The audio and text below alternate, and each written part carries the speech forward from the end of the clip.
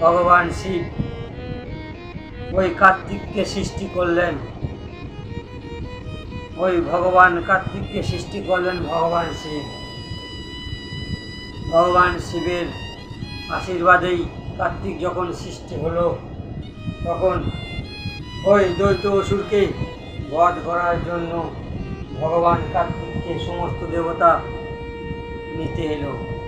আর সমস্ত দেবতা ভগবান কার্তিককে নিয়ে গেল।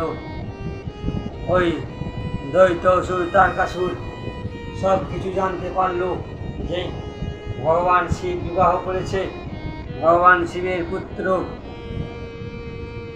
কার্তিক জন্ম নিয়েছে।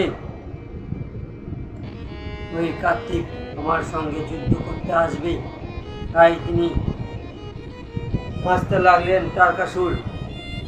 আর এইভাবেই হাসতে হাসতে কাল ঢুকতে লাগলেন। আর কিছু সময় পেরিয়ে যাওয়ার পর যখন ভগবান কার্তিকের সঙ্গে তারকাসুর যুদ্ধ করলেন, তখন ভয়ঙ্কর যুদ্ধ হলো।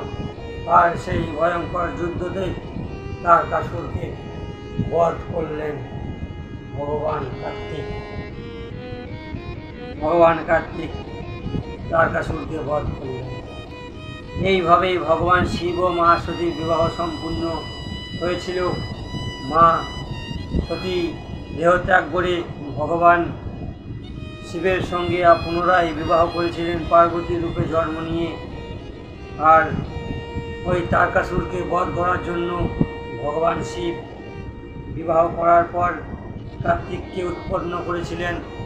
আর সেই ভগবান কার্তিক তারকাসুরকে বধ করে এই জগৎকে সুন্দরময় করলেন। দেবতারা সবাই ভগবান কার্তিককে পুষ্পবর্ষণ করলেন, গন্ধর্বরা নৃত্য করতে লাগলেন। এইভাবে সমস্ত দেবতা আনন্দিত হয়ে সবাই নিজের নিজের ধামে ফিরে গেল। ভগবান শিব ও মা পার্বতীর ও ভগবান কার্তিকের লীলা কীর্তন সম্পূর্ণ হলো। হর হর মহাদেব, ওম নমঃ শিবায়, শ্রী শিবায় নমস্তুভ্যম।